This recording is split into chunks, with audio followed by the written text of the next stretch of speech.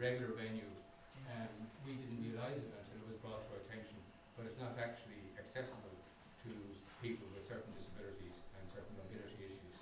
And we thought, God, there's no point in being an organisation which puts equality at the heart of its entire mission and preaches equality at every opportunity if we ourselves are in a situation whereby there is issues of access and people access to. So that's the reason for our change. Just by the way, the shock I got when I saw the stairs there, I said, oh my God, have we gone from the frying pan into the fire? But I hope any of those of you who needed to inquire, there's also an elevator. So I thought, oh my God, how am I going to explain this away? Some of you may have had the very dubious pleasure of hearing me introduce such events previously, and I almost always repeat the famous quote is that the poor are substitute those who are suffering inequality or those who are disadvantaged in any way in our society, as in most societies, have only their friends. And I think that's a very, very apt thing to do, because we as TASC were dedicated to the whole project of addressing inequality. We too have only our friends. We do a lot of commission work, and we're very proud of the commission work we do. We do it on a contract basis, but completely from our own funds and our own initiative is there are a number of items, the headline of which is the annual inequality report. And you know, like anything else, that takes resources and commitment. So we simply couldn't function without the support of our friends, and we're very pleased. We know that some of you would be listed amongst those in the ranks of those who are supportive of us. But we are continually looking for support and looking for ways to make to maintain our independence, and to be able to look every agency or every entity, or government or otherwise, non-government or whatever, straight in the eye and say, we are completely independent.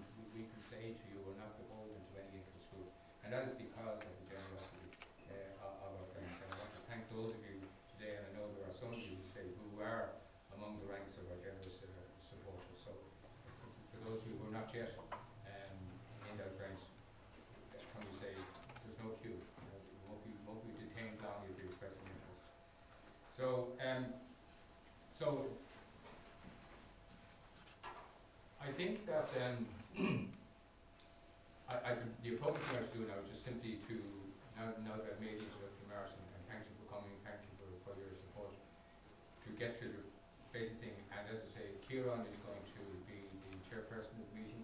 I'll ask Kiernan to introduce the three speakers and to set out what he hopes to moderate by way of discussion afterwards, or questions and answers and so on. I don't think we're under any particular time pressure despite our late start, but obviously in the nature of things I think we've got a certain amount of flexibility. But I leave it to Kiernan to set out the order of discussion and so on. And I suppose I should do the basic announcement. I think it's fairly straightforward in terms of access issues, which we're always supposed to mention, and your best and most correct means of evacuating the building, should it become necessary to do so, straight out that door and down the stairs, and the lift is there as well for those of you who have mobility issues. And the place of assembly is directly outside on this side, just waiting in the yard. Hopefully it never happens, but the day that you forget to make an announcement, that surely is going to be the day that you forget. So, Corrimila Malga, thank you for listening to me, and I'll hand over to Kiernan.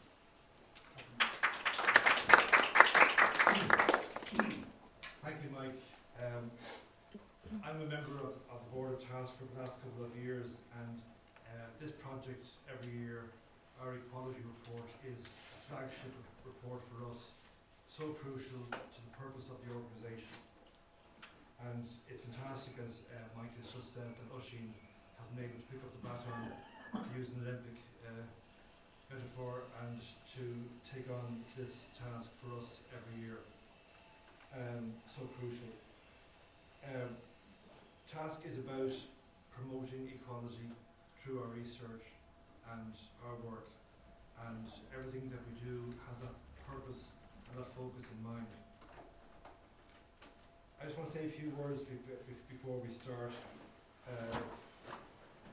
in relation to recent developments. And this morning, for example, I wake up and I hear the news and I hear the ESRI confirm that there's going to be more economic growth, even more full employment, stronger public finances, bigger surpluses, and so on. And we hear about the corporation tax receipts that keep on coming into the country year after year. Yet we live in a society or an economy that's a massive contradictions, in that alongside the increasing number of houses being built, we have a housing crisis, and we have particularly acute homelessness crisis, especially for children, a tenfold increase in the number of children in homelessness in 10 years. We have had great improvements in our health service, but we still have massive waiting lists, and we have scandals about access to acute care. We have huge problems with disability services, and you can go through every aspect of life. So why is it that with all these extra resources that we are told we have, and we see we have, and we can see the business and the activity around the country, we're still left with these huge problems? And at a time when we have such resources with corporation tax and other taxes, why are we failing to make progress in dealing with inequality? And why are we wasting this opportunity to make a serious long-term improvement in our society? So these are just some of the thoughts that come to my mind in approaching this morning's conference. We're going to have big decisions coming up in the next few months. For example, one crucial one is do we continue to have energy supports? We know from research that in the last couple of years the once-off energy supports were of crucial difference to ordinary people in making ends meet during the cost of living crisis. Are they going to be withdrawn? Are we going to see progress on making our taxation system more progressive? Are we going to see improvements in the social security system? And then we have more contradictions this year. We tried to change our constitution to include non-marital families on an equal basis with everybody else, and we find that referendum falls victim to a culture war and is defeated, which devastates one of the organisation which one of our speakers belongs. So there are lots of contradictions out there, and I hope this morning Rushing will give us some insight into how things are going and how they could be improved. I know he will speak particularly in relation to market inequality. So Rushing will lead off our discussion shortly, and then we have three speakers: Barra Roantree, Professor from Trinity College, Kiernan from One Family, and David Duffy from the TUI, who is their Education and Research Officer. They will respond over some minutes each time to Rushing's address, and then we'll open it to the floor and we'll take questions and answers, and as Mike said, within reason, we'll allow as much time as we possibly can for fruitful and healthy discussion. So without further ado, I'm going to ask Rushing now to take the floor and to present to you TASC's report on equality for the last year. Thank you, Rushing.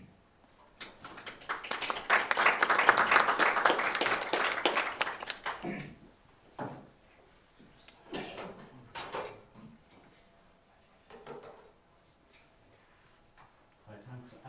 So my name is Rushing Gilmore, and as you should know, we're here to present this year's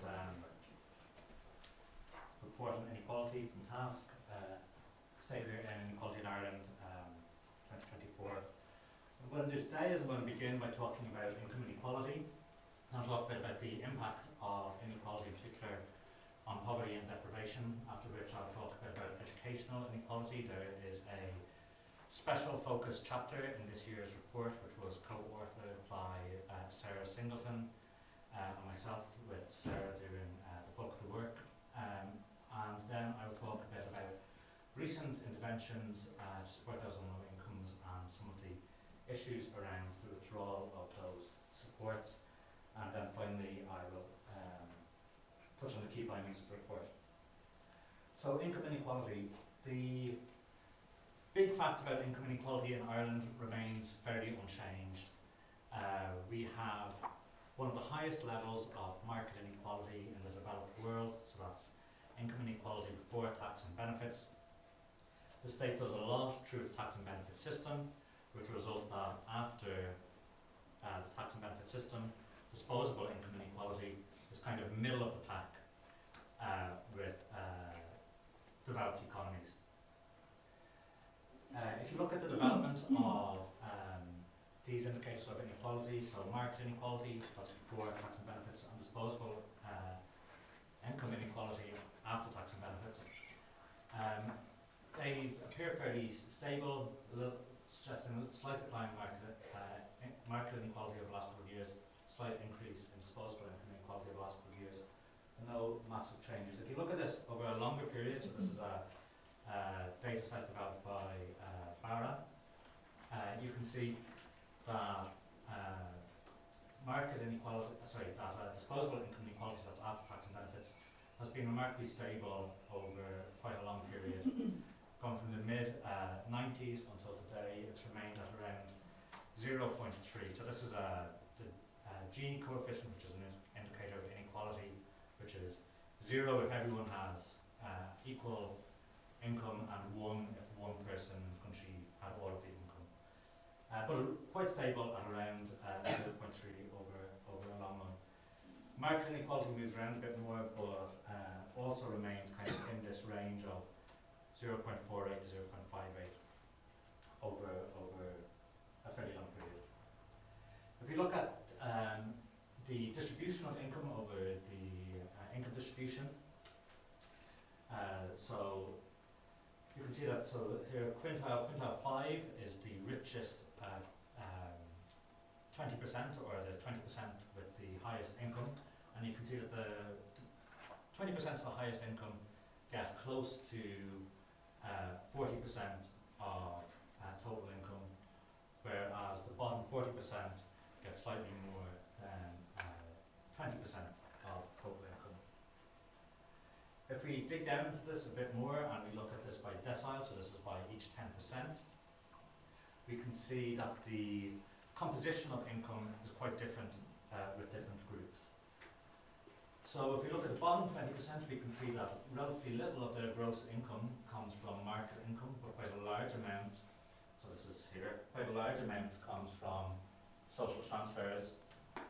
If we look at the top 20%, we can see that the vast majority of their gross income comes from market income. If we dig down a bit deeper into this bottom 20% and where their income comes from, again we see that remarkably little of it comes from employee income, so from earning a wage, and quite a large amount comes from old age-related payments, so pensions essentially, which reflects the fact that quite a large proportion of people in the bottom of the income distribution are pensioners. In terms of the impact of inequality, there's two kind of indicators of poverty that are widely used. One is the at-risk of poverty rate. This measures the number of people that have an income less than 60% of the median income. The other then is the deprivation rate. This is the share of people who were unable to afford 2 or more of 11 essential items. There's a survey, you ask were you able to afford this or not, and if you say you weren't able to afford 2 of the 11 items, then you are considered to be in enforced deprivation. And these deprivation items are things like, are you able to afford to buy new clothes? Are you able to afford a warm coat? Are you able to adequately heat your house? Are you able to have friends over once a month? And if you aren't able to afford 2 or more of these, you're considered to be in enforced deprivation. The rate of the at-risk of poverty rate has been declining in recent years, but concerningly the deprivation rate has been increasing. see that it has increased from 13.7% to 17.3% in the most recent data. If you look at this over a longer time period, there's kind of a happy story about the at-risk of poverty rate. Over the last 20 years, it has been fairly consistently declining. It increased a bit during the recession, but the long-run decline is fairly visible. The deprivation rate tells a slightly different story. Here you can see it increased quite significantly during the recession, then it decreased quite significantly after the recession. But concerningly, in the last number of years, over the last kind of 5 years, the indicators suggest that deprivation is again on the increase. Today, the deprivation rate of around 17% is higher than the deprivation rate 20 years ago, when it was about 14%. In terms of the impact of this and the impact of inequality on poverty and deprivation, we can see this if we look at specific subsections of the population.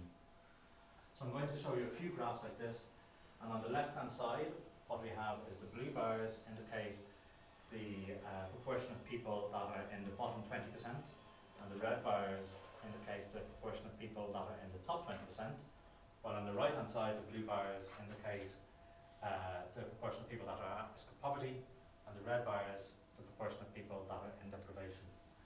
So you can see here that of unemployed people, more than half are in the bottom 20% with regard to income. Likewise, those unable to work due to long-standing health problems, so this is primarily people with disabilities and the like, and nearly 1 in 2 of them are in the bottom 20%. And the consequence of this, of course, then, is that they experience much higher levels of being at risk of poverty and much higher levels of deprivation. More than 1 in 3 unemployed people experience enforced deprivation, and nearly 1 in 2 people who are unable to work due to long-standing health problems experience deprivation. Not surprisingly, the number of people in a household at work has a big impact on this as well. In households where there's nobody at work, nearly 1 in 2 are in the bottom 20%, whereas for households where there's a larger number of people at work, more of them are in the highest 20%. And the consequence of this is, again, fairly obvious, which is that as more people in a household are at work, the probability of being at risk of poverty or experiencing deprivation declines. With regard to tenure status, again, this is, I think, quite stark and concerning, that the more than 1 in 3 people who are renters are in the bottom 20% with regards to income, and more than 1 in 3 renters experience enforced deprivation. If we look at this by household composition, we can see that lone parents and people with children are more likely to be in the bottom 20%, whereas couples who have no children or who have adult children are more likely to be in the top 20%. The consequence of this is a quite startling figure, I think, which is that nearly 1 in 2 lone parents with a child under 25 experience enforced deprivation. If you look at this by age, we can see that children, those under 18, and people over 65 are the most likely to be in the bottom 20%, whereas people of working age are more likely to be in the top 20%. And the probability of being in enforced deprivation declines with age, with the highest number of people at risk of poverty and experiencing deprivation are children. The development of this is slightly interesting over time. Consistently, children experience a higher rate of at-risk of poverty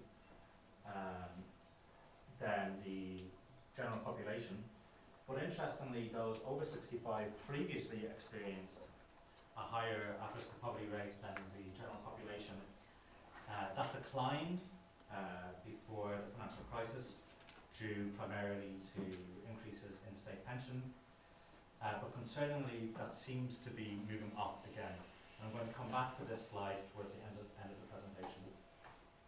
If you look at it by with regard to enforced deprivation, it's a similar story to what I showed previously, which is increased significantly during the recession, declined after the recession, but once again, enforced deprivation is increasing for the total population, for those under 18, but in particular for those over 65. One other consequence, of course, of inequality is the impact of the housing crisis. I think we're all becoming a little bit inured to the kind of endless statistics about the housing crisis and the endless problem of it. But I think this graph is, I found personally quite shocking when I came across these statistics, which is that the number of children accessing local authority managed emergency accommodation has increased sixfold over the last 10 years, going from around 700 to over 4,000. And this is an undercount of real child homelessness. This only counts those children who access local authority managed emergency accommodation. It is not a total count of child homelessness. So the actual number of child homeless, of children who are homeless, would be significantly higher than this. If we then look at education, there's a perhaps not surprising story, but quite a striking story, which is lower levels of education significantly increase the probability that you will be in the bottom 20%. Higher levels of education significantly increase the probability that you will be in the top 20%. And as the level of education increases, the probability that you will experience that you'll be at risk of poverty or experience enforced deprivation declines fairly consistently. So there's a big issue around education and inequality. And we've paid a bit of attention to that in this year with our special focus chapter on educational inequality. So I'll start with the good news. The good news is that the Irish education system works quite well. We get kind of a fairly good bang for our buck. If you compare educational expenditure in Ireland to other countries, any of these expenditure comparisons is a bit difficult with Ireland because they only use GDP as the base, but Ireland's GDP figures are, they have their problems. So an alternative is to use GNI star. But even if you use GNI, if you use GDP, we're like way down the bottom of in terms of educational expenditure. But even if you use GNI star, we don't move up to the top for most of these. We remain kind of middle of the pack to, in some instances, very low down with regard to educational expenditure in the OECD. So for all primary to tertiary education, we're 11th. For secondary, 23rd. For tertiary, 19th. We lag quite far behind with regards to early childhood education. 26 out of the 26 OECD states where there is data on this. We're higher up with regard to spending on primary education. But this isn't a story of Ireland spending an unusually large amount of our national income on education. Despite this, we have pretty good educational outcomes. In the EU, we have the highest level of tertiary education attainment of those aged 25 to 34. With regard to secondary education of those aged 20 to 34, we're right at the top. With regard to current enrollment in tertiary education, again, we're right at the top. Third in the EU. We are way down the bottom when it comes to early leavers from education and training. Again, we lag around early childhood education. We also lag a bit with adult education. But these are pretty good outcomes given that not unusual amount of spending. Also, there are a number of government programs that are intervening to try to improve educational equality and address educational inequality in Ireland. And these have had a number of successes. So I'm just going to talk about these 5. So the TASC program is a program to provide resources and supports to schools that target socioeconomically disadvantaged communities. As of 2022, around 1 in 5 schools participates in the TASC program. And the outcome of this is that the percentage of deaf primary school students achieving the highest levels in reading and maths has increased over the period of this programme. The gap in junior retention rates between deaf and non-deaf schools has halved, and perhaps more than half, because we don't have totally up-to-date data on that. And the percentage of students from deaf schools transitioning to higher education has increased from 45 to 60%. The Higher Education Access Route and Disability Access Route Education provide support to students from, in the case of here, socio-economically disadvantaged backgrounds and their students with disabilities, provide support to them to access to level education. Around 1 in 5 students who applied using CAO were assessed for eligibility for these programs, and around over 13,000 offers were made to these applicants of the higher education sector. The Programme for Access to Higher Education, PATH, aims to provide access to tertiary education for underrepresented groups, and since the launch of this programme in 2017 there's been a 20% rise in enrolment of students from underrepresented groups, and the retention rate for these students has also improved. Then the SUSI grant, which of course provides financial support for eligible students pursuing further higher education. In the 2019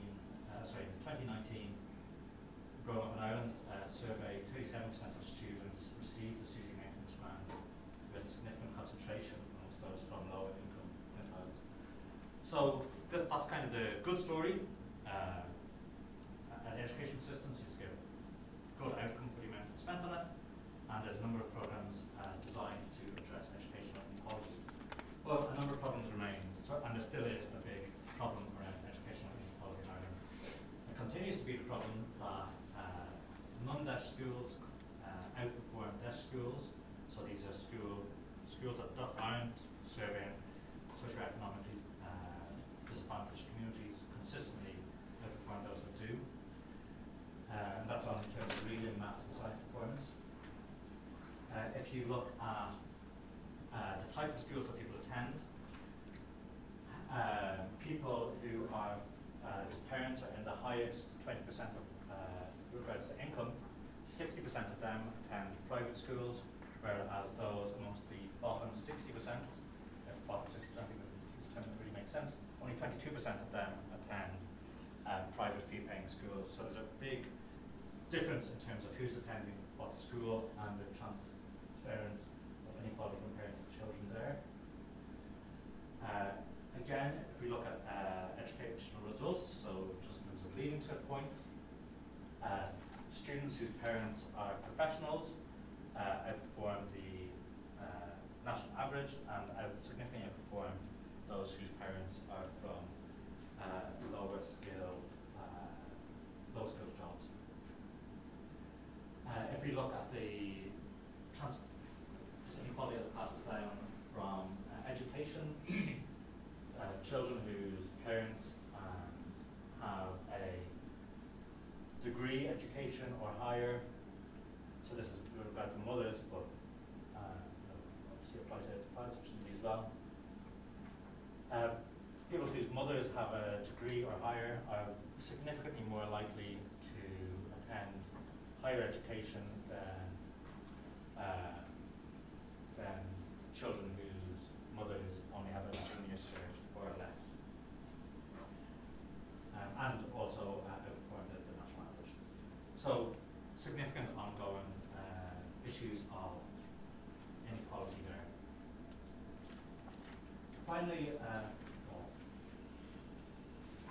almost finally, I want to talk about recent interventions and their withdrawal. I'm going to show you this graph again. I showed it to you before. It shows the long-run decline in the at-risk poverty rate and the development of the deprivation rate, which, as I said, increased during the recession, declined coming out of the recession, and is once again increasing. The fact that this is once again increasing over recent years is particularly concerning, given that in recent years there has been very significant government interventions to support those on So just to really say about what these numbers are actually, or what these numbers are actually counting. So this 2023 figure was released a couple of weeks ago, but it actually measures income in 2022. It's a measure of measures income in 2022. So you have to kind of think back a number, a year and a half to remember, or 2 years to remember what was happening then. To think about this, but when you look at these recent years, there's been bigger interventions in response to the COVID-19 pandemic and to the cost of living crisis. During the COVID-19 pandemic, there was, of course, the pandemic unemployment payment, temporary wage subsidy scheme, the employment wage subsidy scheme, and these were big interventions which led to a big increase in the income of people at the lower end of the income distribution. The CSO estimates that in the absence of these interventions, in the 2021 data, so that's for 2020,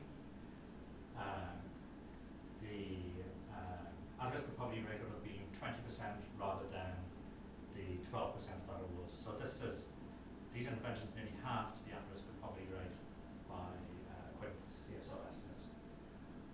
More recently, following Russia's invasion of Ukraine, there's of course been a cost of living crisis due to inflation, and the government has made a whole series of interventions to support incomes in response to that. I'm not going to go through all of these, but you're probably aware of a lot of them. Supports for energy credits and fuel allowance, multi-fuel, and so on. But these are significant interventions, and again, the CSO estimates that in the absence of these interventions, rather than the at-risk of poverty rate declining in the most recent figures, the most recent figures that is that the at-risk of poverty rate in Ireland is 10.6. In the absence of these cost of living supports, the CSO estimates that it would be 13%, so it would have increased rather than declined. This also, in particular, has a particularly large impact on those aged over 65. So I showed you this earlier, that the at-risk of poverty rate for those aged 65 and higher declined before the recession, and then had been below the at-risk of poverty rate for the total population, but then seemed to tick up for 1 year in 2022, and then seemed to decline again. Without the cost of living supports that were introduced, this decline would not have been as significant, and it would be around 17% is what the at-risk of poverty rate for those aged over 65 would be in the absence of these cost of living supports, rather than the 8% that we actually observe. So this is kind of an area of concern that there's been these big interventions in 2020, 2021, 2022 that have supported income at the bottom of the income distribution. These supports have ended. So what exactly will be the impact on the at-risk of poverty rate is not totally clear. What the impact will be on inequality is not totally clear. And given that enforced deprivation is already on the increase despite these interventions, what the impact will be on enforced deprivation isn't totally clear. But I think it's an area that that I think there's grounds for concern there. So just to finish up with the key findings of the report, first is that inequality is a continuing problem. The Irish government, or the Irish state rather, is quite successful in moving Ireland to very high levels of pre-tax and benefit inequality to being kind of more average post-tax and benefit level of inequality, and very often is just talked about by some people, some commentators as well, that's enough, we've achieved a lot, we can sit in our hands and do nothing else. I think what I've tried to show in this report is that the level of inequality that we have in Ireland continues to cause significant problems, which rise to significant problems in relation to poverty and deprivation, and you can see this in particular in relation to lone parent families, people with disabilities, and long health problems, and also to renters.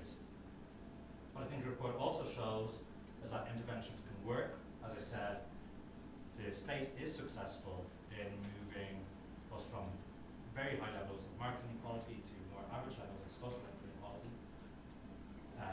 Our education system is quite effective, and a number of these interventions around educational inequality are showing quite significant results. And the interventions around the COVID-19 and cost of living, although almost certainly financially unsustainable, they do show that interventions are capable of having a significant impact on living standards. And then the final thing that I want to highlight is that there are grounds for concern about the direction of travel in Ireland at the moment. These interventions have been quite successful, but they're over. The statistics that we have and that I've shown you are for 2022. We don't really know exactly what's been happening over the last 18 months. But enforced deprivation is already increasing down. These supports are being withdrawn. So it's not totally clear what is happening kind of under the hood and where we're going. But I think the indicators suggest that we're going probably in the wrong direction with regard to deprivation and the at-risk recovery rate probably. Okay, I will finish there. Thanks very much.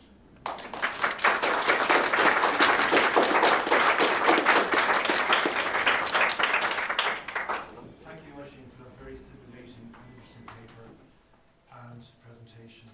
Now I'm going to move on and ask our three speakers to join the platform, so to speak, and I'll introduce them to you, and they will each be able to give you a response to Oisín's paper. Our first speaker will be Professor Barra Roantree from Trinity College Dublin, who was also a member of the Commission on Social Welfare and Taxation, reported a couple of years ago. Then we'll be hearing from Kiernan of One Family, and then we'll be hearing David Duffy of the TUI. So I'll ask Barra, first of all, to give his responses to Oisín's paper. Thanks very much, Kiernan, and thanks very much for the invitation to speak today and to see the great work that Oisín's giving a very whirlwind tour of, and there really is a lot of work there, and I think that's just really want to start by saying it's great to see this report published, and not just because some of the data used kind of comes from some of the work that I've done, but I think it's a really nice piece of work, and in particular about some of the findings around education were very, very striking. I think I'm sure David will probably talk more about them, so I'll leave them for him maybe to discuss. But maybe I just want to focus my comments on just some of the findings about inequality, and also I suppose more than in relation to what we do, how we talk about inequality, I suppose in a research sense, and who talks about inequality and what we might do to kind of improve that, because I think inequality is one of the most pressing issues facing policymakers in society, both here in Ireland but also internationally, and I think research has a very important role to play in that. So what I want to kind of say a few things about is the importance of research in furthering our understanding of that, and in particular including careful measurement about inequality and poverty, and how that can inform policy discussions and debates, and maybe some areas where we're kind of, I feel like there are gaps and where we could do more collectively around that. And so just maybe to illustrate some of that, two of the key findings that you can highlight are in relation to the relatively high level of market inequality. So that was the Gini coefficient we saw for which is a measure of inequality, where again one is high levels of inequality, 0 is very low. Well, what we saw for market income inequality was that's kind of been hovering around 0.50, and if you do look at comparisons to other European countries, that's relatively high. But we have understanding why that is then is quite important, and so actually that's one thing where we I think have a reasonable understanding of why this is the case. So Brian Nolan, formerly of the Israel and UCD and now of University of Oxford, has done some work with Bertrand Matra of the Israel, and they have kind of shown that a lot of what we see in the high levels of market income inequality is about there are many households in this country with no market income whatsoever. So it's not necessarily about very high earnings inequality. So I think sometimes we kind of think a very plausible explanation is the fact that we have the Silicon Docklands down there, and then we have lots of other low paid jobs. If you're going to look at what drives at the household level, the high level of inequality that we see in market income, it doesn't appear so much to be that. It appears rather to be the fact that we have that's relatively high compared to other European countries, share of households where there is no market income inequality whatsoever. And so I think that's, in terms of then thinking about the policy response, I think that's a really important starting point, is understanding, well, why do we see those high levels of inequality? Because your policy response to that is going to differ depending on, say, if it is an issue of high earnings inequality, or if it's an issue with there's lots of households who don't have any market income at all. Because then it comes down to, well, why don't these households? And it comes down to thinking about things in relation, feeding into the education chapter on, well, is it because we spend sweet fuck all on childcare in this country, and early childcare education? Is that where the focus should be, rather than necessarily in relation to kind of thinking about, well, trying to reduce inequality in terms of high earners? And so I think that might frame the discussion. I think that's useful to kind of think about in that context. The other kind of stylized fact that you can highlight is the actually disposable income inequalities. That's what individuals have after taxes and transfers are taken account for. That, as you kind of said, we're kind of relatively mid-table across the EU in terms of that. But also, I think you kind of had highlighted as kind of a relatively stable trend from back in the 80s to now in terms of disposable income inequality. I think I go a little bit further. I think actually that's somewhere where Ireland stands out as relatively unique in seeing a decline in that. So it's gone from, I think, 0.34 to 0.28 or something in terms of the Gini coefficient. That's actually a very big decline. That's a decline that hasn't really been seen in any other country. I think France comes close. Any other major advanced economy, part of the OECD, where we have those statistics, France is really the only other country to see a decline in the Gini coefficient. Estonia more recently saw a bit as it saw its kind of income grow, but not as large. And actually that's one thing where I think, again, the importance of research and understanding, well, why is that? Why did we see this relative, this decline in income inequality across the entire population? I think what's happening at the very top is a different question. I'm going to come back to that now in a second.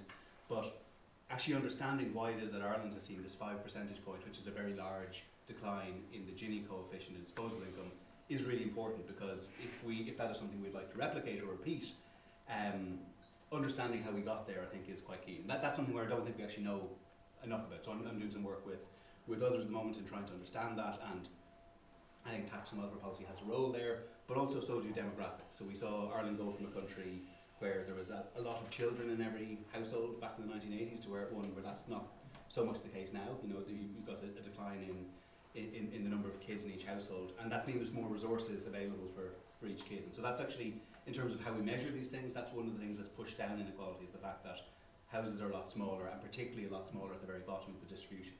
And so, again, for me, I think it's really important to kind of, for research to take place, and for lots of people to do research on these things to try and understand, because people come with different perspectives and I think different understandings and highlight different factors, and trying to understand, well, how did we manage to reduce inequality over that sustained period of time is really important if we want to be able to think about, well, can we repeat that? Or was it just a once-off thing that kind of happened because we had this demographic transition that happened quite late? I think is an important kind of aspect. So that's kind of just in relation to the key findings, I think, areas which just illustrate how important research and understanding what is actually going on below those numbers is, and where I think reports like this are really useful and can build on that. The other one I want to kind of highlight is kind of a bit of a caveat around both my own research and kind of some of the figures that you've shown, and that's in relation to income inequality. So I do think it's important, if you think across society as a whole, our measures, and I think they're good and reliable measures, suggest that inequality has decreased. But at the same time, what we're not capturing in that is what's going on at the very top of the income distribution. And part of the reason for that is the source that our data come from, and our statistics come from, this are household surveys, which just underreport households at the very top. But in particular, I think there's another feature which goes on there. That can to an extent be corrected for, and there has been some research done in relation to this, and it does make a bit of a difference, but not a major bit. But there's another aspect related to that where I think there is likely to be more of a difference, but we really don't know anything at all. And that's the role of capital gains in income. So most people get their income in terms of employment income or self-employment income, and they get it as a cash transaction. But there are, particularly at the top of the distribution, many people who get their income from an asset that has increased majorly in value. And that doesn't, even when people realise those gains, that doesn't enter into any of our income inequality statistics. And part of the reason for it is our data just doesn't reflect that. It's not asked, but also, revenue don't actually publish very good data on these capital gains and how they're distributed, or allow researchers to access kind of anonymously this data to try produce statistics. So actually, capital gains is a place where I think we don't know an awful lot about. I think it's an area where actually things could look a little bit different if we did incorporate those things, not least that, and this ties in a little bit to kind of maybe the role of tax policy. Capital gains are something which are highly preferentially taxed, given highly preferential tax treatment. So, while someone at average earnings and who's either employed or self-employed is going to pay a marginal rate of upwards of 50% on any additional income, that's not true in terms of capital income. Capital income, it can be 0%, it can be 10%, and at most it's going to be kind of 33%, right? So there is this, the system is highly skewed towards capital income. Capital income, I think, as a result, is likely to be increasingly important, particularly at the top, and yet we're not capturing that in any of our inequality statistics. And again, I say this in my own work.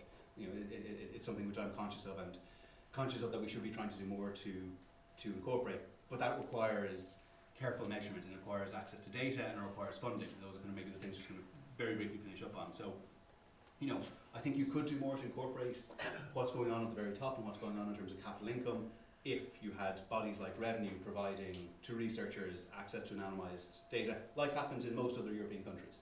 But we aren't in a situation where that does happen in Ireland. It's something that I think there's groups of people who are trying to progress, but I think it is something that's incredibly important because, just in terms of even understanding society and levels of inequality in that. But again, to do that research, and I think that's something that we need to see also more research in relation to, is research around alternative policies and proposals. And again, I think this is maybe going to come back to where I think it's great to see reports like this, and something hopefully we'll see more of it in the years ahead. But at the moment, my kind of sense is that actually in terms of policy proposals, most of them, particularly in the space of tax and welfare, emanate from central government. And they're either proposals that politicians who are in government might put forward and get civil servants to evaluate, or they're proposals which are put forward and then sometimes the ESRI might evaluate them. But we don't have that much of what you see in some other countries, which is policy proposals emanating, and very specific ones, emanating and being analysed of outside of those kind of official branches of government. And I think that kind of limits the capacity of different policies to be considered, and kind of limits the range of proposals which get tabled for discussion. And so I think that's something where bodies like TASC can play a really valuable role, is by widening the range of proposals which are considered beyond those just which appear in, for example, the Department of Finance's tax strategy group papers, which is a very narrow range of things, which increasingly looks like it's just copied and pasted from last year's report, and the range of proposals they're never really considered. So I think that's something where it would be really nice to see more of, is from bodies like TASC, not exclusively TASC, but from TASC proposing, well, here is what we find in relation to inequality, and here is some things that might be able to do about it, and here's the impact that might have. And of course, to come back to Kieran's earlier point, is that one thing that definitely requires is funding. And I'll finish up kind of on this in a very final point, but I think that's another area where we're quite limited in Ireland, is the range of funding sources for funding work like this. The work I've done myself has been enabled because we're able to get some funding very generously from the Community Foundation Ireland, who are able to support kind of some of the work we've done on poverty and inequality and putting together this kind of long-run data series. But again, that's kind of a group of essentially private philanthropists, and there's some of them who are very keen and willing to fund that work. But since the kind of demise of the Combat Poverty Agency, there isn't a steady and stable stream of funding for researchers, be that in quasi-official agencies or the universities or bodies like TASC, to do this work. And I think that's something that we need to think about how we address. Is it private bodies? Is it something like Science Foundation Ireland is being merged with the Irish Research Council? Is it ensuring that provides a stream of funding for looking at these societal issues, or what is it? But at the moment, there isn't really the scope or space for those kind of issues and policies to be considered. It comes down to TASC trying to set aside some of the resources to look at this issue every year and some of the core stuff, or being able to get, just on the off chance, some funding from Community Foundation Ireland. And that's not really a sustainable strategy, I think, if we want to kind of both have ongoing sustained research into inequality and policy responses to it into the years ahead. And so that's maybe, I'm not coming with any solutions on that, but I think that's something that is a barrier, in addition to the data access, for actually furthering our understanding of inequality in Ireland and what to do about it and the implications of that. So apologies that kind of took away from some of the maybe specifics, but there were some of the thoughts I had that were sparked by some of the kind of findings in the report. Thank you, Barra. Very interesting. Our next speaker is Kiernan from Family, and you may have noticed in Oisin's graphs and comments the stark inequality facing single parent families that comes right through many many of the aspects of the report. And of course, we live in a few months after we as a society rejected constitutional equality for single parent families. So I'm interested in getting Karen's take on this paper. Thank you. Yeah, I'm here to speak on behalf of one family, and we were set up in 1972 as Cherish, the first kind of organisation for single parents. And over the years, our main focus now is the provision of services to people who are parenting on their own, sharing parenting, and going through the long process of separation. And the kinds of issues that we have heard today in terms of the stats, the inequalities, we see every day, every week in the parents and the children whom we work with. But we also know that this research stands on the shoulders of a lot of other research that has been done that continuously shares with us the knowledge that one-parent families are 4 times more likely to live in poverty. Today we're hearing about enforced deprivation. We know from other research done by TASC that lone parents have the least access to savings and credit than anybody else, more likely to be socially isolated and lonely than anybody else. So there's a huge amount of research done by ESRI, CSO, NESC, academics, GUI, it goes on. And what this shows is that there are structural barriers which have been created because we are a 2-parent family society, and certainly from an income level you need 2 incomes really to pay for childcare and housing, but also in terms of care responsibilities and the lack of support for parenting and other family care roles. This is what is required to kind of try and make it work in Ireland today. And that's not unique to Ireland, but in other countries there's a lot more done to intervene, to address some of those structural barriers. And at this point, I'm a long time in this role and a long time speaking to and listening to policymakers. And I just wonder, are we still living with the impact of mother and baby homes, illegitimacy? Is the moral piece still there? Because we hoped a lot of that would be gone through the research and the restitution that has been done, and indeed the ill-fated referendum. And that really hasn't come to pass, because in recent budgets it's really clear that if you want to focus on the poorest children, 65% of them live in one-parent families. So in terms of the cost of living increases, I personally am lucky enough that I didn't need them. I didn't need the very expensive double child benefit payment. I didn't need the energy credits. But lots of children and parents, those living in homeless accommodation, who 55% I think your report said are one-parent families. There are so many problems facing them. They need extra targeted supports in this budget. They needed it in the last budget, and the one before that they didn't get it. It was a bit of a giveaway. So in our sector, and I mean by that NGOs, voluntary sector who work with children and families, what we're saying is stop with the universal. Universal is absolutely needed if we have lots and lots of money, but there's a decent base there, I suppose, with child benefit. But actually to reach the children and families where the most damage longitudinally is done in the early years, where children are living unequally, you need to invest there. They can't vote. Are their parents so disempowered that they don't vote? Old people definitely vote.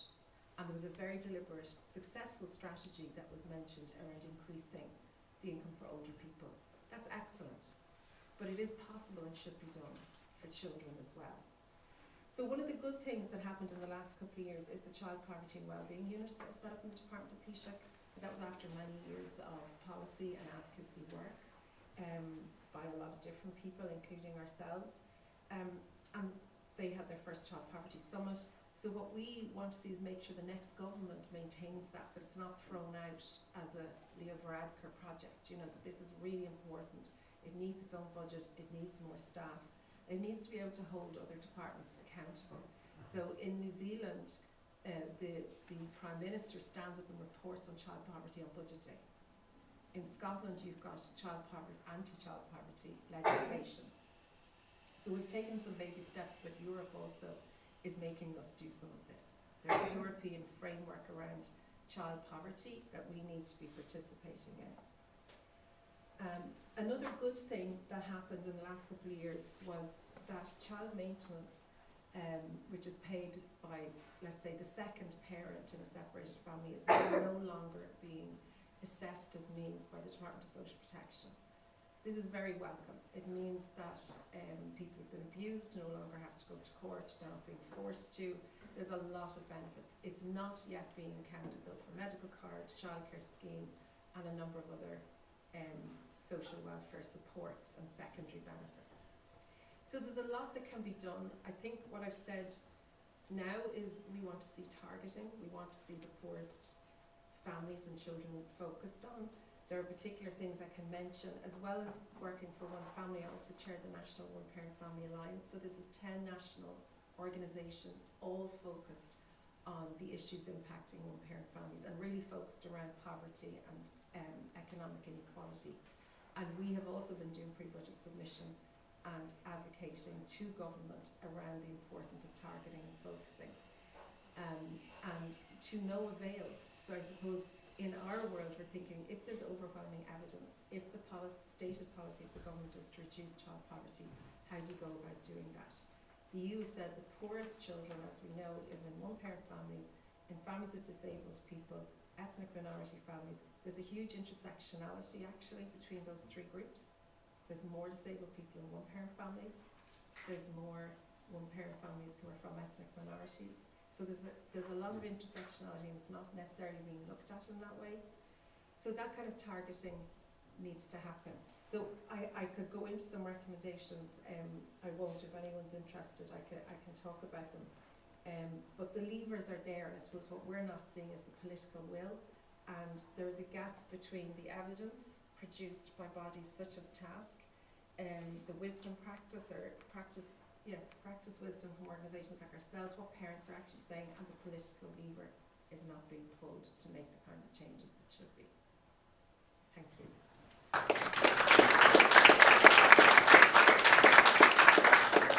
Thank you, Karen. And our third speaker in response is David Duffy from TUI. During Oisín's paper, Oisín gave credit where it was due for advances in the education system, and in some aspects we are working quite well, but he also drew light on the areas where we are falling far behind. So I'm interested to hear what David, as research officer with TUI, can say in response. Thanks, Kiernan. I'd like to thank TASC for inviting me to be here today. I spent the last few days reading the report, and if you'll excuse the pun, there's a wealth of data in it which is very useful to organisations like the TUI when we're producing, for example, pre-budget submissions. And if any of you are really bored over the summer holidays, TUI submissions are on our website if you want to have a look. In reading the report, I was most struck by the references to deprivation rates, income and wealth inequality, the need for high quality universal services, noting what Karen has mentioned around reservations on some of that, and also the impressive outcomes from the education system in Ireland, despite very low levels of investment in all levels of the system. Despite growing student numbers, especially in the post-primary, further and higher education sectors. Sadly, as noted here today, ECHE and the adult education sectors have traditionally been Cinderellas of the system, and that sadly continues to be the case. What I'd like all of you to take from today is that education is the silver bullet in relation to education, in relation to inequality. We should talk about investment in education, not spending on education. And we should spend a hell of a lot more than 3% of GDP. And noting what Barra mentioned, what Oisín, my apologies, mentioned in relation to GNI star, the figures don't look an awful lot better when you measure for GNI star either. Over recent decades, the social contract has been damaged. We need a tax system that can fund public services, not just education, although obviously that's of particular interest to myself, but also the health and disability sectors on which many schools depend. Karen mentioned caring responsibility, she's quite right. Many students in our education sector, or our education system, are dealing with their own caring responsibilities. And we need a public service that can support them. We need a community and voluntary sector that is funded to support them.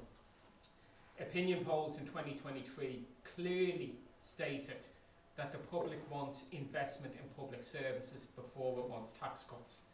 And for the politicians in the room, with a general election looming, I suspect that what the electorate would like to see might be of interest in terms of framing manifestos. We need, in terms of my own area, we need people to join trade unions because they play a vital role in promoting income equality. Barra has mentioned tax policy, and he's quite right. We need to end the scandal of bogus self-employment, which doesn't just rob workers of their rights, whether sick pay, whether holiday leave, etc., but also robs the taxpayer of much needed resources. Over 10 years ago, ICTU then calculated that over €600 million had been lost to the Exchequer because of bogus self-employment. So not only are we not giving people their rights as workers, we're taking money out of the tax system, which means we're taking money out of public services. That was 10 years ago. I hate to think what the figure is now. Specifically in the education sector, we need an expansion of the DESH programme to more schools and a related increase in its funding. Trying to do more with the same, or worse still, more with less, simply doesn't work. As I mentioned already, the DESH programme is working really well. We need to expand it. But we also need aspects of DESH to be available to every school.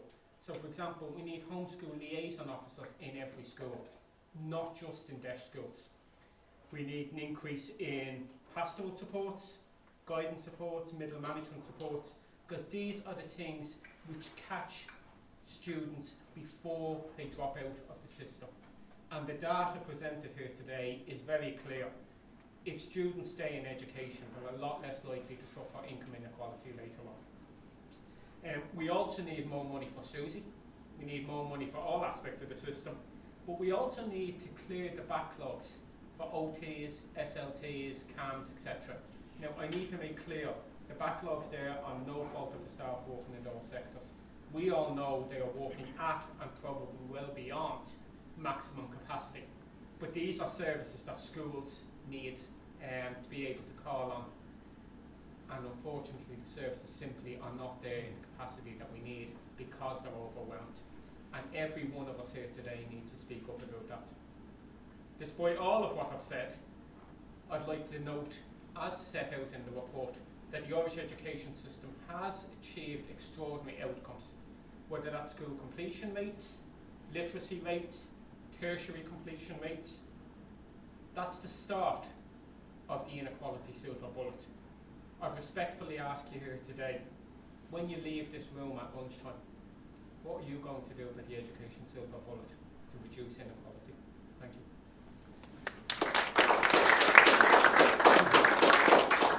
Thank you, David. And we're now going to have a question and answer session, and I'm going to use my privilege as chair to ask the first question while you're thinking what questions you might want to ask the speakers. And my first question is in relation to the kind of hiatus or freeze that we've lived in recent years. I'm referring to the golden goose corporation tax. And year after year, the budget seems to be able to square all the circles by relying on corporation tax. So Barra's mentioned how capital gains are taxed so lightly in Ireland. We're not seeing any tax reform or social welfare reform. We're seeing the ministers being able to pull rabbits out of the hat for all groups in society because of their availability of this extraordinary resource, corporation tax. And I would ask Barra, my first question, how he feels about this, and does he see this as a wasted opportunity, that we're wasting an opportunity to reform and make choices while we live year to year with corporation tax? So the short version is worried and yes, we are wasting opportunity.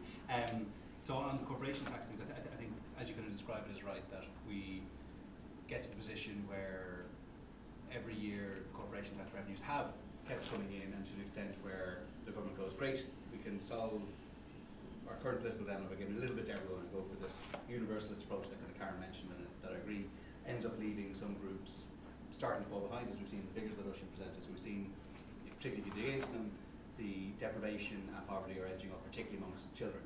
And part of this is because the core payments aren't keeping track of inflation. We're reliant on those once-off measures. Those once-off measures are going to, if they are once-off, disappear eventually, and we're going to be left, particularly I think for children, is the group I've been very, very worried about in that context of having adequate supports. And I think this comes from a little bit on, well, we have this corporation tax golden goose. Let's just try split it across everyone and not make any choice relating to that. And I do think that's kind of what's happening. Why I'm worried about that as an approach is that fundamentally the goldenness of that goose depends on decisions that aren't ours. It could be that Donald Trump comes to power and instructs various US companies they now have to pay much more of their tax in the US. It could be that the OECD BEPS process, this is the process around corporation tax, international corporation tax reform, that they actually get some movement on the bit which is going to be detrimental to the amount of revenue that's raised in Ireland. And so I don't think it's a good long-run strategy or even medium-run strategy to rely on those corporation tax revenues to solve all the requests for additional funding. Rather, we need to think about and make some choices. And I think for me then, it comes back to the issue that you raised. So, I was on the Commission on Tax, the most recent Commission on Tax and Welfare that published reports 2 years ago now, I think that's almost 2 years ago, which I didn't quite realise it was that long, but there was a whole set of things that were set out there to reform the system to make it fairer in certain aspects, and in particular, one of those aspects was the treatment of capital gains versus other forms of income, which I think is one of the most egregious forms of inequality, because I don't think it actually does anything to achieve further investment, or it's structured in such a way that people who primarily benefit from these reduced rates are people who've made decisions in the past and they're getting rewarded for them today, rather than we're not trying to encourage people to actually invest in new things. What we're just rewarding is people whose bets have paid off very, very well, and there isn't, the evidence doesn't suggest that this actually encourages investment. There are other approaches we could take to do that, but so I think there's things that we could do in relation to that we're putting off, and maybe that, I don't know, maybe that's a question more for political scientists of, is reform easier to achieve in a crisis? And if so, we've got a lot of it to do with the next time we have a crisis, but it would be better if we weren't in that position, if we tried to do some of it in advance. Okay, are there any questions to the floor to our speakers? Yes. Hi everyone, thank you so much. Maeve McCafferty, Irish National Teachers Organisation. Thanks to Oisín for the presentation and for the inclusion of the chapter on education. That's really helpful for the work we do. Just a quick, more observations rather than questions. I suppose just in terms of that early years piece, and I suppose to what Karen said, obviously we welcome the ECHE, the universal approach, but we definitely need a targeted approach in the early years education system.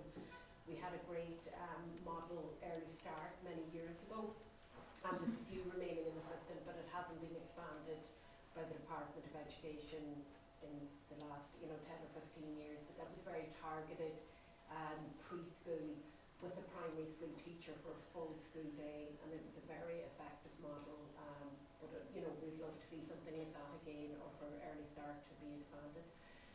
Just around the JESH piece, would obviously agree with PUI around the expansion, but what we would also like to see, obviously JESH at the minute it's categorised JESH Band 1, Band 2 and rural JESH Band 1 being for the most deprived. We feel there is capacity there for a JESH plus band, which would be really targeted, at the most deprived, I suppose, children, and would have very intensive supports like psychological supports, speech and language, etc., and favourable, obviously, pupil-teacher ratios, because that can make such an impact. And then finally, just around the PASC piece, I suppose the investment in third level, that's also very welcome, but we'd like to see a commitment to, sustained funding rather than it just coming every few years.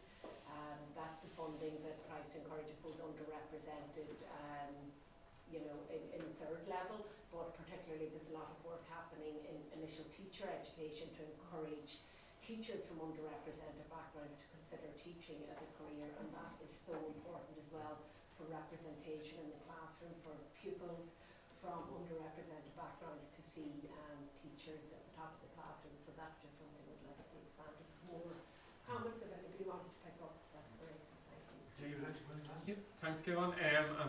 Maeve, good to see you again. Certainly I agree with everything that Maeve has said. The one reservation I have is in relation to the area of debt, and I sort of made reference to it in my comments. There is a debt review going on at the moment, and the management bodies, the trade unions, etc. are all involved in that. That's really important. I'm just a little bit nervous that it's not clear to me at the moment that the review of the DESH scheme will actually result in more money. It is clear to me that it will be available to more schools, and that's fantastic. But I'm just a little bit nervous if it's available in more areas but has the same budget. That's problematic. So I would strongly welcome it. I don't see anyone from the Department of Education, but there may be someone here, I don't know. If they can clarify that the budget for DESH will increase in line, and better still, more than the number of schools that will be able to access the system. And actually Maeve makes an important point in relation to DESH Plus.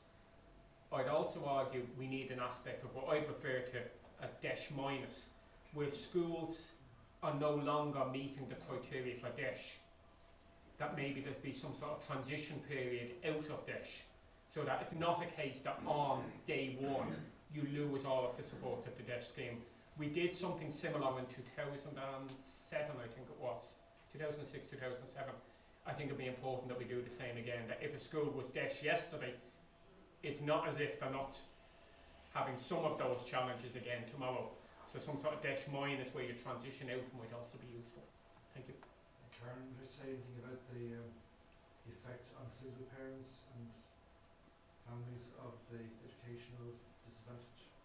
Yeah, it works at two levels, I suppose. It's at the child level and at the adult level. So there are barriers along the way at both of those levels. So one of the things that we are looking for is a specific subsidy for one-parent families under the National Childcare Scheme. This is recommended in EU policy, but there are also really obvious barriers for people to get into third level. So if the pathway has been interrupted, it's really difficult to get back in with caring responsibilities. So there's issues around part-time and full-time courses and support, financial support for it. Your financial support is also dependent on your housing tenure. Like, it's very complicated, but they don't make sense. They're not people-centred. The streams do not work together. So yeah, I suppose that would be my comment. Any more questions from the speakers?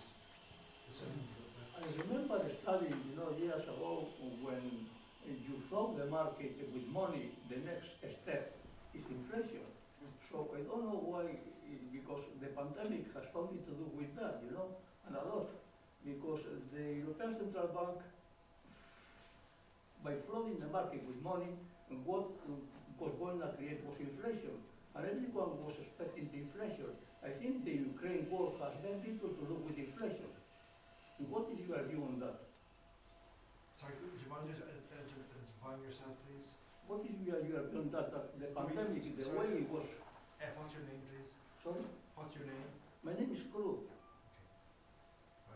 Barra. Yeah, sure. So I think actually for me that reinforces the need for what Karen talked about, which is an end to the universal approach of government spending. Because what we have seen, we've seen this from the central bank warning recently, that if the government keeps taking its quite aggressive approach to increasing expenditure, but without funding it through tax cuts, without funding it through offsetting tax increases, that they are fearful it will lead through to further domestic inflation.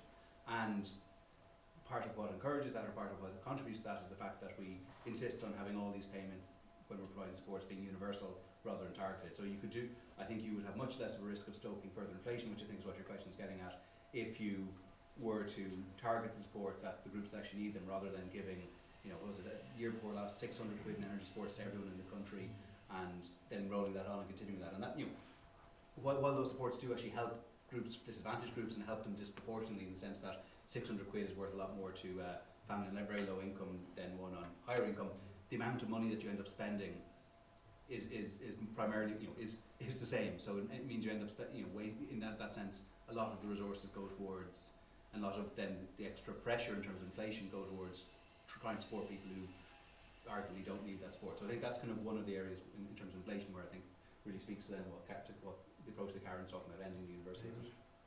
Thanks, Kieran. I won't comment specifically on the economic part of it, because I'm not qualified to speak on that. That is much better on that than I am. But what I will say is there's an element of sort of philosophical debate that Ireland has always sort of struggled with, and probably will continue to, but sooner or later we have to come to a conclusion. the Boston versus Berlin, as it was sort of summarised maybe a little bit inaccurately 15 years ago. But if we are putting more money into public services, then that requires more money to be taken in the tax system. And I think that's important. But I think Irish society needs to have that discussion.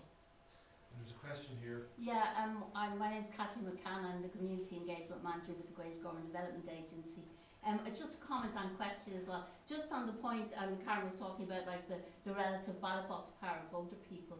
And it, you know, one of the things that strikes me is that, you know, we've had it for a long time, a lot of cliffs both in the social welfare system and in the debt system, where, you know, you hit a threshold when you fall off the cliff. And I'd reason, because I'm old enough to be investigating retirement in a couple of years, and I have reason to start looking into the pension system because I've had a complicated sort of pension path.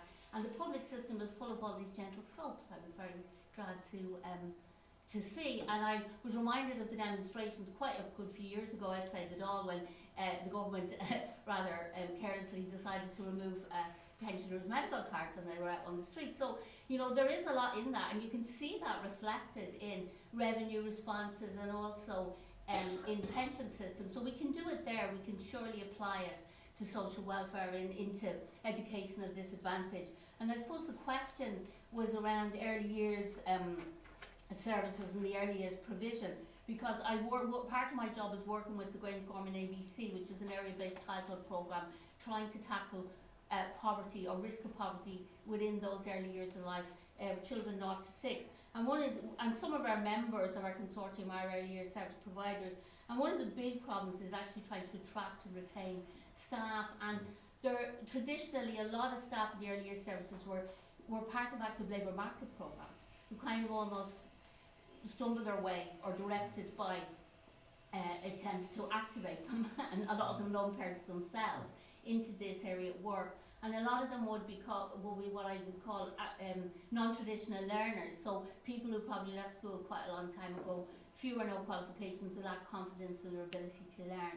And there's a huge problem with underpayment, precarious employment, and also a complete lack of any career path or incentive for people to engage in learning.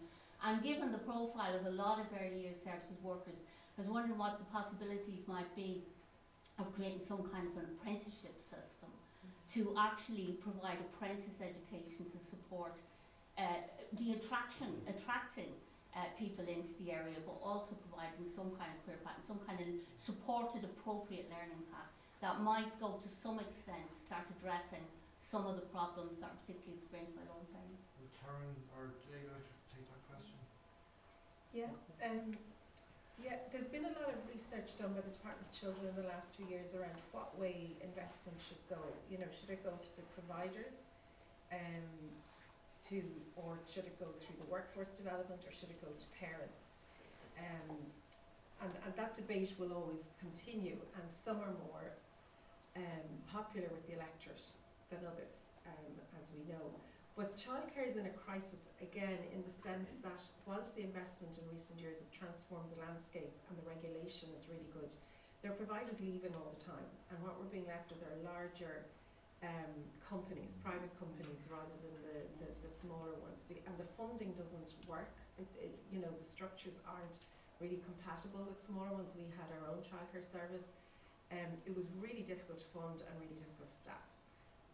So people are not paid appropriately. I think, you know, in COVID we all said, aren't care workers amazing? Yes, they died for us, you know, they took care of us, and we still don't pay them, and they're disproportionately female, migrant, and parents and carers themselves. So there does need to be kind of a very serious strategic industry look at how we are going to support the care sector, and that's childcare right through to older care or disabled people who may want support and carers. And so strategically, I'm not sure we're quite there yet, and it should be an election issue, really. I'm not sure that answers your question, because I didn't say anything about parents, but yeah. Next year, Mr. David finish off. Yeah, bit like Karen, firstly, Kathleen, thanks a million for the question. I suppose I'll take it from a sort of trade union perspective and also from an education perspective. Coming back to us maybe to the Boston-Berlin idea, Ireland has decided to effectively privatise early childhood education. That's the reality. The community and voluntary sector do great work. Maeve earlier made reference to Early Start, which is in the state sector and does a fantastic job, but is very, very small in terms of the proportion overall. Ireland needs to decide, do we want a state-provided early childhood system, or do we want a state-funded privatised system? And that's the reality that faces the country. In relation to a state-funded system, or a state-provided system, personally, I think that's the way to go. Now, TUI, we don't represent people working in the early childhood sector, and I need to mention that. But the reality is, if we had a state-provided system rather than a state-funded system, then from a trade union perspective, as Kathleen made reference, you would have staff with proper pay and conditions, proper employment prospects, proper opportunities for CPD, and we wouldn't be dealing with the deeply insecure and vulnerable workforce that Karen made reference to that we have at the moment. And chances are it'd be an awful lot cheaper for parents as well. Right. Says Gary, you think Yeah, just a small comment. I really welcome this report because I was looking for information on that, so it was very helpful. But it's added to the good work TASC has done over a number of years, and there's great reports on that. Actually, we're a very good country for research and reports. Not so good on implementation and not so good in ensuring results. And that question was raised here, and everyone's faced with it. Now, I take the view that we did many years ago in the trade union movement come to the conclusion that disposable income actually was a very poor measure of anything.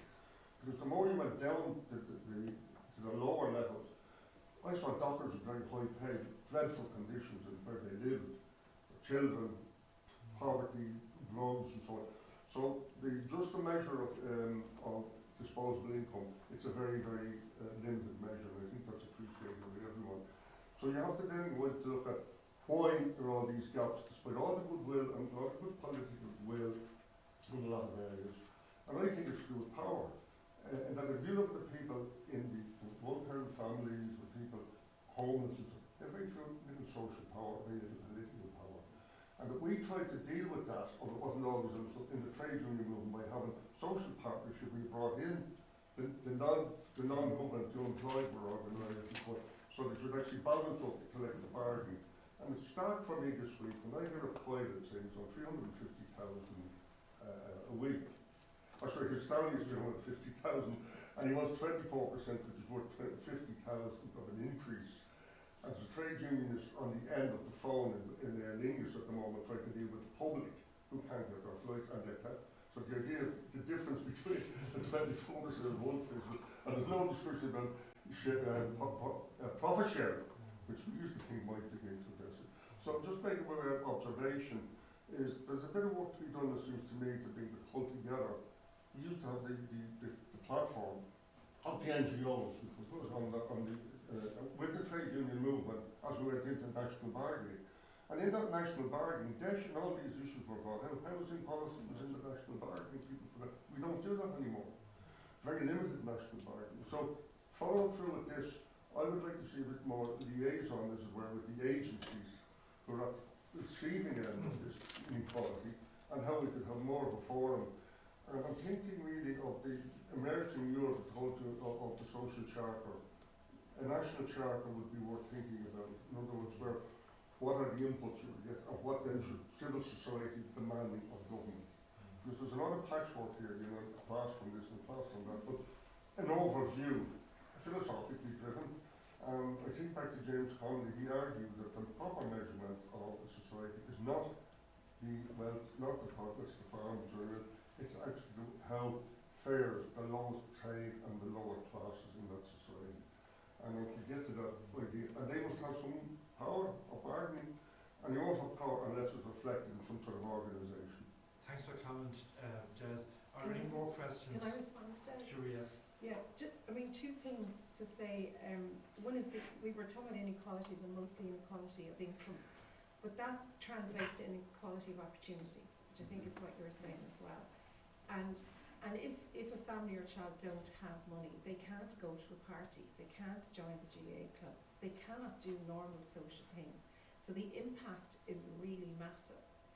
So it's about what is available, as you say, within the household, and we all know everything has gotten more expensive. That hits lower incomes much more. I would say that our sector, whilst the social partnership is gone, there's still the community pillar, and our sector has become much more strategic and self-organised in recent years. So we consult very broadly around the sector, around what are the key asks. We try and standardise asks to government so we're not played off against each other. So I welcome what you're saying around having the voices of those most impacted and marginalised brought through a structured political system, because really the best we have now would be the pre-budget forum at the department in a couple of weeks. And you know, the last couple of years had ministers in the room, said everything. They were challenged by journalists. The late Tommy Gorman played a blinder for us last year at the forum, and nothing happened. You know, some of the things that were said in response were quite shocking.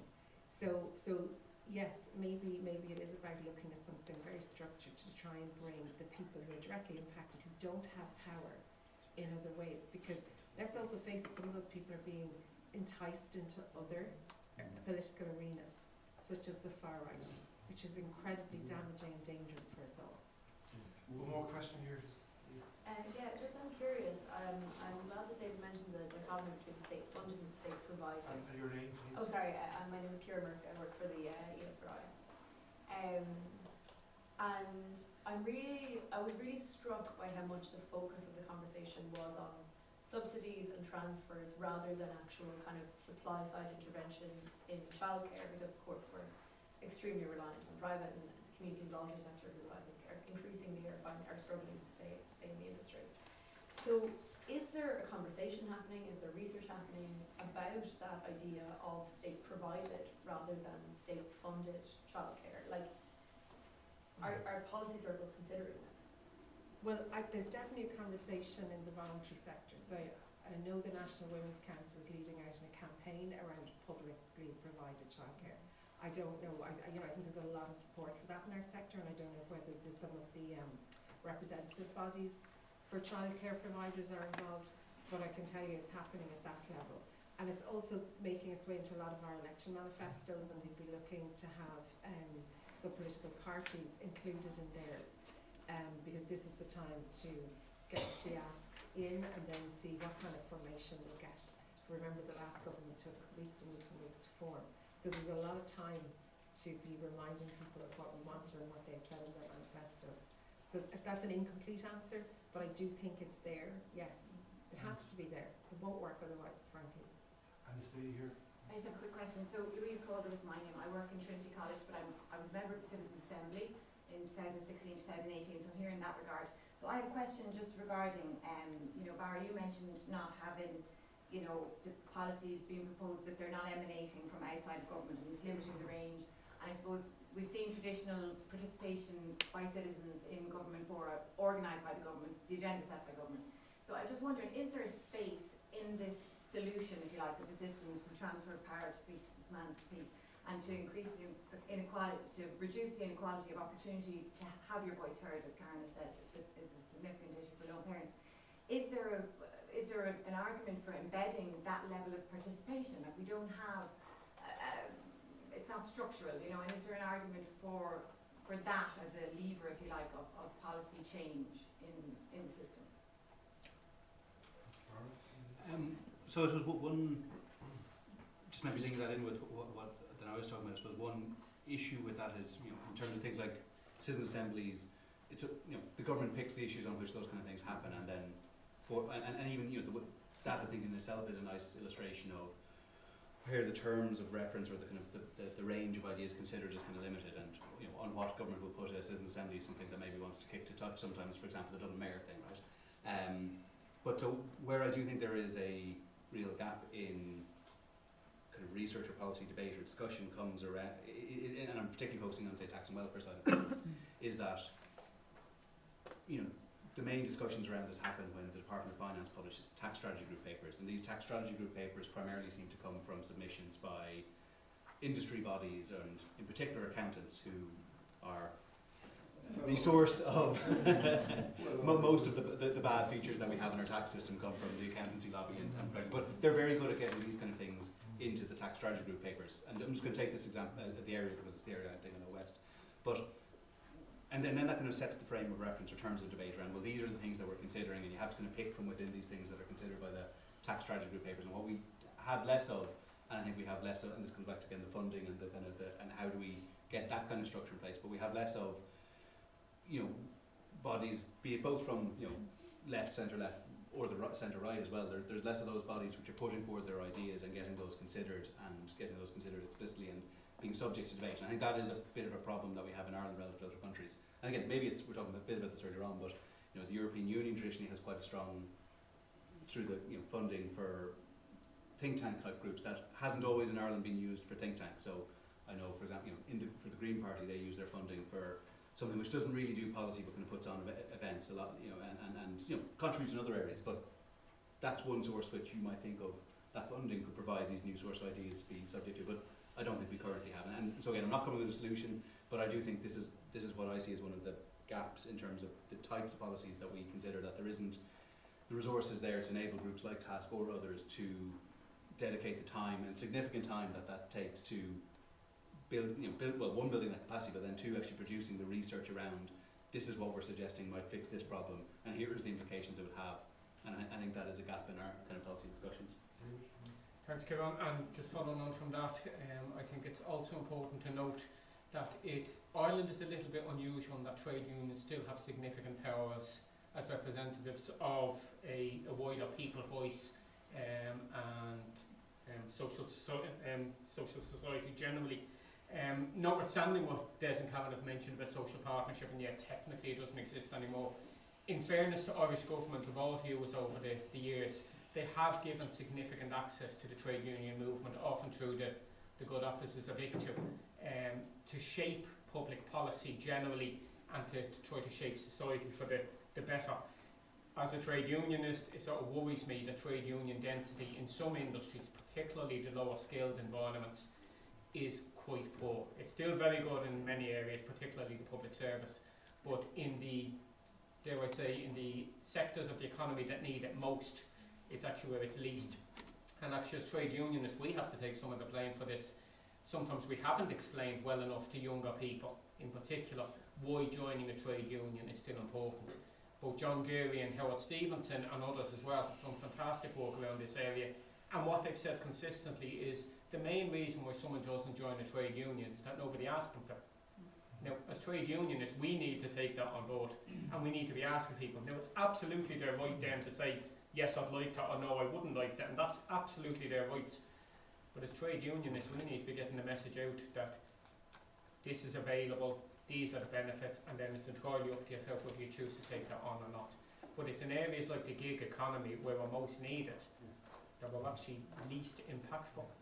But the EU Minimum Wages Directive, Adequate Minimum Wage Directive, is to take force in November, and it is quite significant that it concentrates on the adequacy of the minimum wage and concentrates on countries needing at least 70% coverage of collective bargaining, and the hostile reaction of our Department of Enterprise to any improvement in collective bargaining I think shows quite a deep political bias against ideas of collectivism and adequacy of minimum wages. So it'll be interesting to see how that debate plays out this year, because I know the trade unions are very strong about getting some movement on implementation of that directive.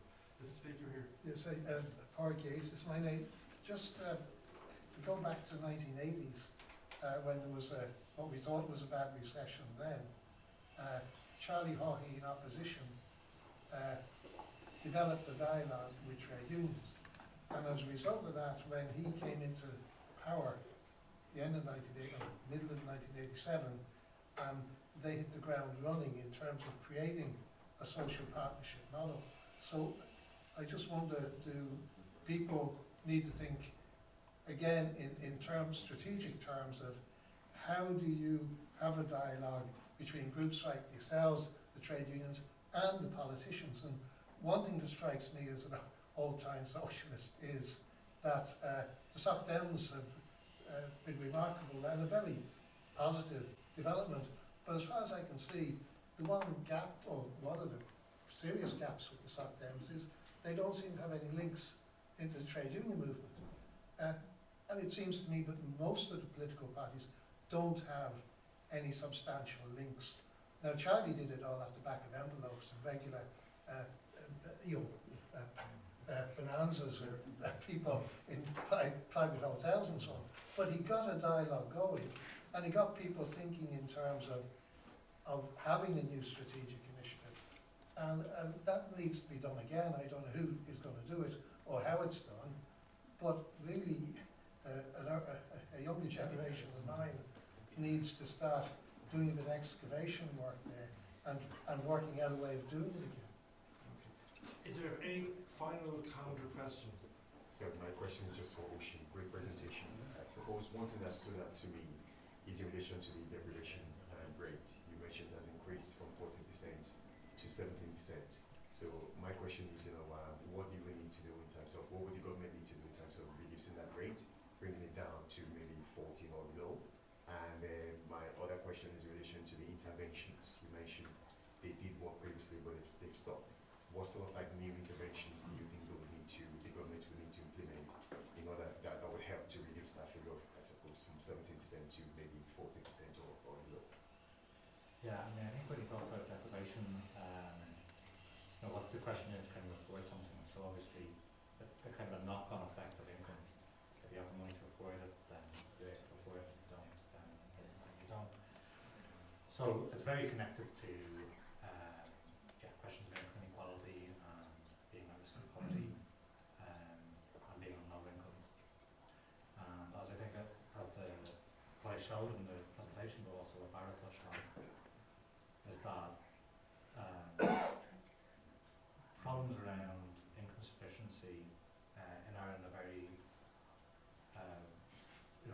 associated with very specific populations, in particular lone parents, people with disabilities, people with long-standing health problems. There is a risk, I think, that there's a growing problem with people who are age 65 and older. Actually, in the most recent report on inequality that Barra produced, there was, I think it was most recent, from before that, he looked at, showed that there's particular problems associated with people who are aged over 65 who live alone. But there's a number of kind of identifiable populations that are particularly affected by these problems. And I think the solution to their income sufficiency is very often very specific to those populations. So one thing that I mentioned is that, and it's come up, is that prior to the recession, the increase in the state pension was quite successful at bringing down the risk of poverty rate and the deprivation rate experienced by those aged over 65.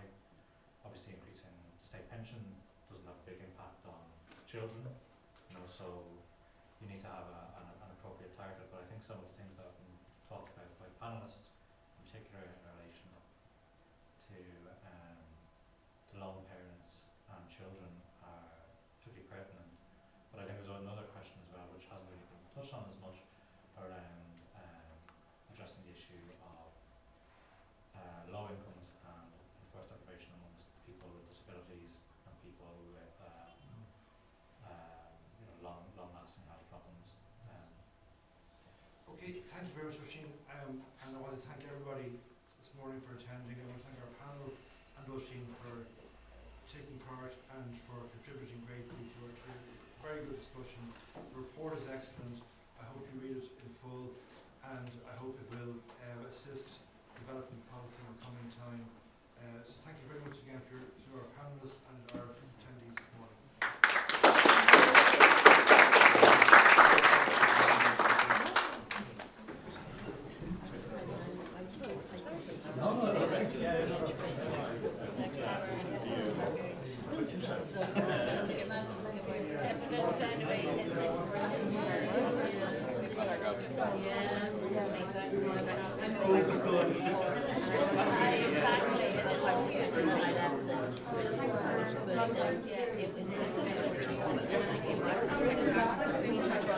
Very good.